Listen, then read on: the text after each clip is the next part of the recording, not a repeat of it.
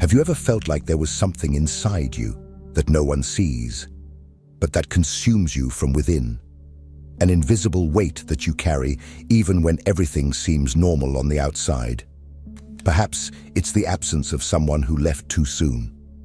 Maybe it's words you heard as a child, words that hurt you and still echo today. Perhaps it was a silence, an abandonment, a touch that shouldn't have happened, a situation you pretended to forget, but that your body and mind never let go of. Maybe the pain came from your own family. Parents who didn't know how to love. Mothers who projected their frustrations onto you.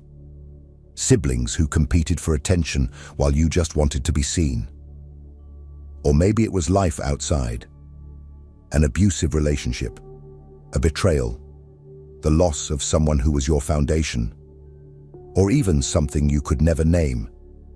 But that keeps sabotaging you in small ways, in the difficulty to trust, in the fear of being rejected, in the anger that explodes for no reason. It doesn't matter what it was, whether it had a name or not, whether it was recognized by others or minimized, whether it happened once or was repeated for years. The truth is that trauma settles where there was no space to feel, where there was no welcome, no understanding. It forms when something inside you cried out for help and no one answered. And the worst part? It's that maybe you learned to silence that cry, to smile while bleeding inside, to move on as if you were strong, but feeling increasingly disconnected from yourself. You became an expert in surviving, but forgot how to truly live. This video is not for those looking for quick fixes or pretty self-help phrases. It's for those who are tired of pretending to be okay. It's for those who have realized that trauma doesn't go away on its own, that it doesn't disappear with time. It hides. And the more you try to ignore it, the more it takes over your life, in your relationships, in your choices, in your addictions, in your anxiety. Carl Jung said that what we do not face in ourselves, we end up encountering as fate. And Freud showed that everything that is repressed returns in a distorted, painful, repetitive way. If you feel trapped in patterns you don't understand, if you live on autopilot, if you feel that something inside you is broken, then this video is for you. Today you will understand what trauma really is, how it forms, how it shapes your psyche, and, more importantly, what to do with it. Because the hard but liberating truth is this: you will never heal until you look at what hurts the most. Stay until the end, because I will bring practical tips on how to deal with your trauma. There is a way, and it starts now. Trauma is not defined by the severity of what happened, but by the impact it had within you. Often, what hurt you was not something spectacularly violent, but the loneliness you felt when everything collapsed. The lack of acceptance, the unspoken fear, the ignored pain. Carl Jung understood this deeply. Trauma is not just a bad memory, but a rupture in the natural flow of the psyche, a force that fragments and reorganizes the soul in a distorted way. When we go through something that exceeds our capacity to process emotionally, like a sudden loss, abuse, rejection, neglect, abandonment, or humiliation, our ego, fragile and limited, cannot handle it. Then the psyche makes a drastic decision. It pushes that content into the unconscious, not because it wants to forget, but because it cannot cope. As Jung said, the psyche protects itself from disintegration through repression, and what is repressed does not die. It only reorganizes in the darkness. This is where what Jung called a complex is born, a grouping of autonomous psychic energy laden with emotion that lives hidden but active. Complexes are like little selves within you, created from traumatic experiences that continue trying to resolve that initial pain, even if you are not aware of it. He also said, Complexes are like sub-personalities that interfere in your life without you realizing it. You feel like you are in control, but you are not. The trauma is. It appears in the form of repeating patterns, relationships that always end the same way, explosive reactions to minor criticisms, feelings of abandonment in mundane situations, difficulty in trusting, irrational fear of being rejected, constant anxiety even when everything is calm. All of this is a sign that a part of your psyche, a wounded part, is trying to get your attention. But what do?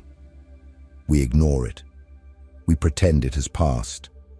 We anesthetize ourselves with distractions, work, alcohol, social media. The psyche, however, continues to operate behind the curtain, and the suffering persists. Jung understood that trauma disorganizes the process of individuation, the natural path of the soul towards integration and wholeness. When this journey is interrupted by trauma, we become captives of undigested pain, and so we live as fragmented adults, reacting with the emotions of a wounded child. But if trauma separates us from ourselves, there is also a way to reconnect. And that is exactly what we are going to explore now. What needs to be done, consciously and practically, to deal with this hidden content and begin to heal. Because yes, there is a way, and it starts with courage. If this content is making sense to you, click the subscribe button and subscribe to the channel. Thank you for your support. You may not even remember the trauma, but it remembers you. It lives in your way of reacting without thinking, in the difficulty of saying no, even when everything in you screams for boundaries, in the irrational fear of being abandoned, criticized, or simply not being good enough. Trauma shapes behavior, and it does so subtly, yet relentlessly. Carl Jung described this accurately. Contents that have not been integrated by consciousness resurface through autonomous complexes, fragments of the psyche that act as mini-personalities within us. They emotionally hijack us. They make you relive, unconsciously, the same kind of painful situation as if you were trapped in an invisible script that always ends in suffering. And it doesn't matter how many times you say that, this time will be different. If the complex is still active, it will pull you back into the same cycle. This is why so many people live in serial abusive relationships, procrastinate important decisions, sabotage their own success, or develop anxiety disorders, compulsions, and addictions. These manifestations are often attempts by the psyche to bring to consciousness something that has been repressed. As Jung stated, the unconscious not only influences, but shapes our attitudes and decisions. But trauma does not only act on external behavior, it also shapes your internal structure, your thoughts, your deepest beliefs. It implants ideas like, I don't deserve love, I can't trust anyone, if I show who I am, they will hurt me. And then, without realizing it, you start to build your life on top of these emotional lies. Worse, you begin to act according to them. Freud, at this point, compliments Jung by describing the mechanism of repetition of the repressed. The mind tries to relive the original trauma in new situations, as if seeking a resolution that never came. This explains why, even aware of the pattern, you cannot escape it just by willpower. Trauma does not respond to logic, it responds to emotional language. And as long as this language continues to be ignored, it will keep expressing itself in the form of symptoms, crises, and blockages. Therefore, true transformation requires a step beyond understanding. It is necessary to connect with these fragmented parts, to face them head-on, and reintegrate them into consciousness. It is not about forgetting the past, but about reclaiming the power it took from you. And this leads us to the next crucial point. What really works when we talk about deep emotional healing? Because it is not enough to know that trauma exists. You need to learn how to confront it. And there are practical, accessible, and profoundly effective means to do so. And that is exactly what we are going to explore now. You can bury what you feel, rationalize, distract yourself with work, social media, or even toxic spirituality. But trauma doesn't disappear just because you pretend it's not there. Ignoring the pain is not overcoming it. It's postponement. And the more you postpone, the deeper it takes root. Carl Jung said, "What you resist persists." The suffering you avoid doesn't vanish. It moves to the background of your psyche and begins to silently shape your reality. An unintegrated trauma becomes a lens. Everything you see becomes distorted by it. Love seems dangerous. Success seems unattainable. Life feels like a minefield. And do you know what the biggest problem with this is? By avoiding pain, you also avoid transformation. The psyche only matures when it is confronted with emotional truth.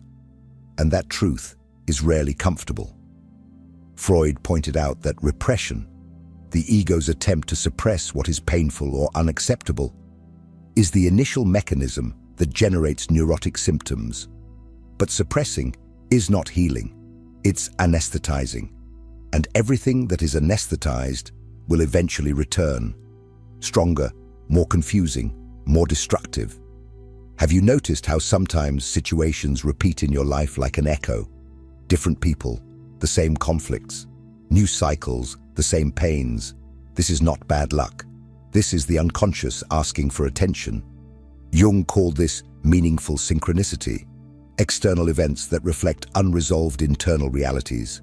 The outside world becomes a mirror of the inner world, and the more you try to be positive, think ahead, or let it go, the more the symptoms intensify.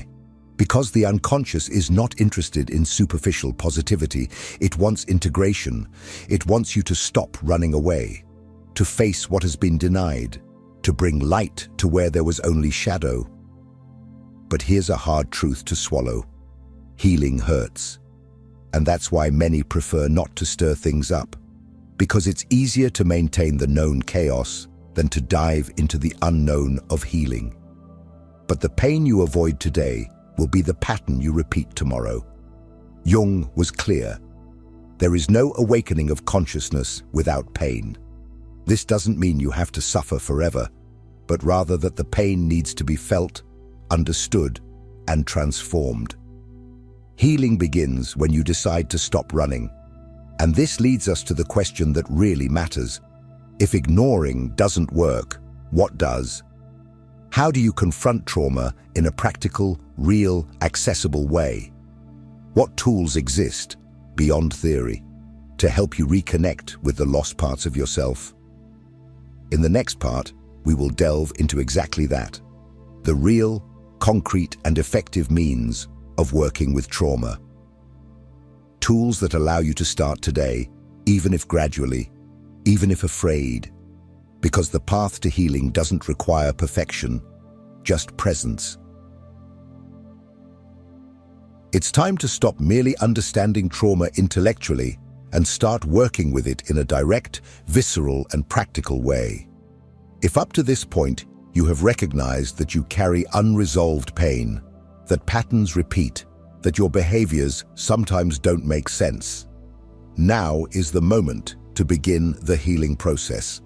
And this requires more than just will. It requires method. Carl Jung believed that the healing of trauma begins with the reintegration of unconscious content.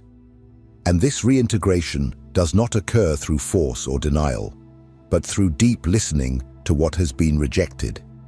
It's like rescuing parts of yourself that have been frozen in time. He wrote, "Healing is not about becoming perfect, but about becoming whole." But how to do this in practice? The first tool is radical observation of your triggers.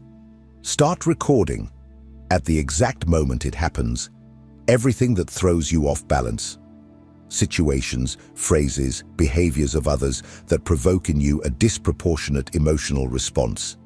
Anger, shame, panic, paralysis. These are direct portals to traumatic complexes. What affects you deeply today probably hurt you a long time ago. The question is not, why am I like this? But rather, where does this really come from? The second tool is therapeutic journaling. Write with total honesty. No filters. Write for yourself, as if you were telling your story to someone who needs to know the truth. Start with the most difficult moment you remember. Describe the details.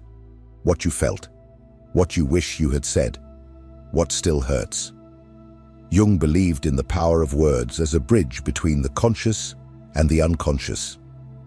And writing is a way to transform emotion into symbolic form.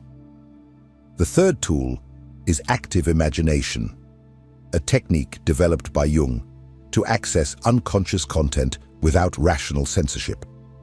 Close your eyes, take a deep breath, and invite the image of your trauma to emerge. Allow it to manifest as it wishes. A figure, a landscape, an animal, a sound. Dialogue with this image. Ask what it wants to show you, what it feels, what it needs. You may be surprised by what emerges. The unconscious speaks through symbols, and this symbolic dialogue can reveal truths that have been hidden for years. Another powerful practice is dream analysis. During sleep, your mental censorship decreases, and the unconscious expresses itself more freely. Keep a notebook by your bed and jot down every detail as soon as you wake up. Pay attention to patterns, recurring characters, unknown places, intense emotional situations. Often, trauma appears in dreams disguised as a monster, a pursuer, an accident. Interpreting these images carefully can open pathways that the conscious mind would never access alone. And of course, there are times when it is necessary to seek qualified professional help. The inner journey is deep, and we cannot always navigate it alone. Psychotherapy, especially with a Jungian or psychoanalytic focus, offers a safe space to confront, elaborate, and integrate what has been fragmented. The therapist does not heal for you, but walks alongside you as you learn to carry what once seemed unbearable. Finally, remember, confronting trauma does not mean reliving the pain forever. It means giving it a new place within you. A place where it no longer needs to scream for attention. A place where it can finally be heard, embraced, and dissolved. This is the beginning of true individuation, the process described by Jung as the journey of the soul towards wholeness. But this path does not end here, because knowing what to do is only half the process. The other half is understanding how to apply all of this consistently in daily life, without getting lost along the way. And that is exactly what we will explore next. The practical tools and step-by-step guidance you can use to transform knowledge into action. Because you are not here just to understand, you are here to be set free. If what you're hearing resonates with you, you'll find real value in my ebook, Beyond the Shadow. It breaks down Jung's core ideas and gives you tools to understand yourself more deeply. Link is in the pinned comment. Knowing that trauma is present is just the first step. Feeling its presence, recognizing its effects, and even understanding its origin is not enough if you don't know what to do with all of it every day. Because trauma doesn't dissolve just with deep insights during videos or readings. It transforms when you consistently apply tools that create a new relationship with your pain. Carl Jung stated that there is no transformation of darkness into light without emotion. Transformation happens in practice, and emotional practice requires daily action, even if small. Here, you will learn tools that are not just symbolic or conceptual. They are tested techniques applied by psychotherapists based on deep psychology, working with the unconscious and the neurobiology of healing. The first tool is structured self-observation, almost like an emotional clinical diary. Every day, Note 3 moments when you felt an intense emotional reaction: anger, fear, sadness, or even deep apathy. For each one, answer, what happened externally? What did I feel exactly? Does this emotion remind me of something from my childhood or a significant moment? This exercise, done daily, builds a bridge between the past and the present. You start to identify which emotions are disproportionate and which are emotional echoes of old wounds. This mapping is essential to recognize unconscious patterns in real time. The second tool is the symbolic analysis of dreams. Dreams are productions of the unconscious that reveal what is trying to emerge within you. Use the Jungian method. Take a recurring or recent dream, identify the main symbols, places, characters, emotions, and freely associate what each one represents for you. Ask, what does this image want to say? What part of me does it represent? What is it asking for attention? You don't need to get everything right. The simple act of interacting with the symbolic content already opens a channel of dialogue between the conscious and the unconscious, which Jung considered essential for any process of individuation and healing. The third tool is dialogue with pain, inspired by active imagination. In a quiet environment, with your eyes closed, visualize your pain as a figure. It could be a scared child, a monster, or an injured animal. Allow this image to speak to you. Ask it, what are you feeling? What do you need from me? What part of my life are you affecting today? Then, write down this conversation. Repeat this exercise once a week. You will notice that this pain has messages, needs, even memories you have forgotten. Jung believed that these images are not random. They are vivid representations of real psychic contents, trying to return to consciousness to be integrated. Another important practice is to establish symbolic closure rituals. For example, writing letters to people who hurt you, not to send, but to release what has been trapped. Or drawing the pain and then burning it as a symbol of transformation. These practices involve the body, emotion, and symbol, a fundamental triad for reprogramming the emotional circuits of trauma. And finally, contact with the body. Trauma also lives in muscle tensions, in truncated breathing, in insomnia, in compulsive habits. Practices like conscious breathing, somatic yoga, free dancing, and meditative walking help to teach the body that it is safe, even when the mind still doubts. The body needs to be reintegrated into the healing process. But remember, these tools only work when you commit to the process. It's no use using them once and expecting magical results. Transformation requires repetition, consistency, and courage. And even with all of this, there is still a final step, perhaps the most important of all, the decision to become whole again. Because everything you have learned so far prepares you for the deepest part of this journey, where trauma ceases to be the center of your identity and you finally return to being who you are in full. This is what we will talk about in the last part. The conclusion of the journey, the reconquest of self, the true integration. You are not what happened to you. You are what you choose to do with what happened. This phrase may seem simple, even cliched, but if you've made it this far, you already understand the weight it carries. Because you know now that trauma is not just a memory. It is a silent mold that, if not confronted, decides for you. It decides what you feel, who you love, what you tolerate, what you destroy. It seeps into your worldview and convinces you that you are small, broken, defective. But that is a lie. Trauma lies. Carl Jung said that most people live their lives as shadows of what they could be. And he was right. Because while pain drives your psyche, you are not living. You are just reacting. You are repeating. You are surviving. True healing is not about erasing the past. It is not about pretending it didn't hurt. It is about facing everything that broke you, and choosing to consciously rebuild yourself. It is about no longer being a victim of your story and becoming the author of the next chapter. And this doesn't happen all at once. It is a process, a continuous journey. And this journey requires a daily choice.